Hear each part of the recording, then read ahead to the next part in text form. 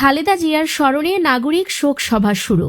পরিবার সহ উপস্থিত তারেক রহমান শোক সভায় যোগ দিতে সপরিবারে অনুষ্ঠান স্থলে পৌঁছান বিএনপির চেয়ারম্যান তারেক রহমান।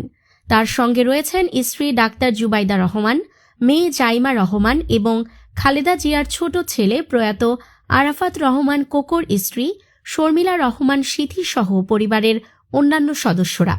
সাবেক প্রধানমন্ত্রী ও বিএনপি চেয়ারপারসন বেগম খালেদা জিয়ার স্মরণে জাতীয় সংসদ ভবনের দক্ষিণ প্লাজায় নাগরিক সমাজের উদ্যোগে আয়োজিত শোক সভা শুরু হয়েছে। আজ শুক্রবার 16 জানুয়ারি বেলা 3:05 পবিত্র কুরআন তিলাওয়াতের মাধ্যমে এই শোক সভার আনুষ্ঠানিকতা শুরু হয়। এর আগে বেলা 2:57 শোক সভায় যোগ দিতে সপরিবারে অনুষ্ঠান স্থলে পৌঁছান বিএনপির চেয়ারম্যান তারেক রহমান। তার সঙ্গে রয়েছেন স্ত্রী ডাক্তার জুবাইদা রহমান, মেয়ে জাইমা রহমান এবং খালেদা জিয়ার ছোট ছেলে প্রয়াত আরাফাত রহমান কোকর স্ত্রী শর্মিলা রহমান সিথি সহ পরিবারের অন্যান্য সদস্যরা। রাজধানীর মানিক মিয়া অ্যাভিনিউ সংলগ্ন সংসদ ভবনের দক্ষিণ প্লাজায় দুপুরের পর থেকেই আমন্ত্রিত অতিথিরা আসতে শুরু করেন। সাবেক প্রধান বিচারপতি সৈয়দ জে.আর. মোদাস্সির হোসেনের সভাপতিত্বে এই শোক সভায় উপস্থিত হয়েছেন বিএনপির স্থায়ী কমিটির সদস্য সহ দলটির জ্যেষ্ঠ নেতৃবৃন্দ। পাশাপাশি বাংলাদেশে নিযুক্ত বিভিন্ন দেশের কূটনীতিকেরা এই নাগরিক শোক সভায় যোগ দিয়েছেন। আমন্ত্রিত অতিথিদের জন্য আগে থেকেই ডিজিটাল কার্ড ও আমন্ত্রণপত্র পাঠানো হয়েছিল, যা ছাড়া কাউকে অনুষ্ঠানস্থলে প্রবেশ করতে দেওয়া হচ্ছে না। শোকসভার প্রধান উদ্যোক্তা বিশিষ্ট অর্থনীতিবিদ অধ্যাপক ড.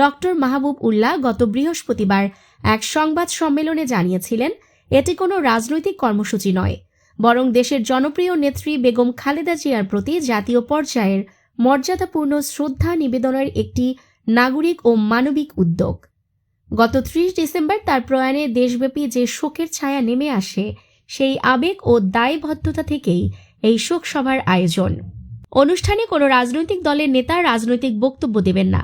কেবল শিক্ষক, চিকিৎসক, প্রকৌশলী, সাংবাদিক, বুদ্ধিজীবী এবং পাহাড়ি জনগোষ্ঠী সহ বিভিন্ন ধর্মীয় সম্প্রদায়ের বিশিষ্ট নাগরিকরা বেগম খালেদা জিয়ার জীবন ও কর্ম নিয়ে বক্তব্য রাখবেন।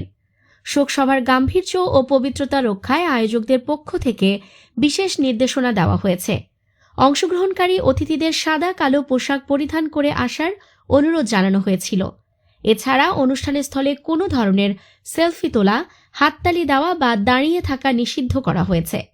অতিথিদের বসার জন্য নির্ধারিত গ্যালারিতে শৃঙ্খলার সাথে আসন গ্রহণ নিশ্চিত করতে কাজ করছেন স্বেচ্ছাসেবকরা। অনুষ্ঠানের ব্যবস্থাপনা সম্পর্কে জানানো হয়েছে, আসাদ গেট এবং নির্দিষ্ট পার্কিং এলাকা ব্যবহারের মাধ্যমে ট্রাফিক শৃঙ্খলা বজায় রাখা হচ্ছে।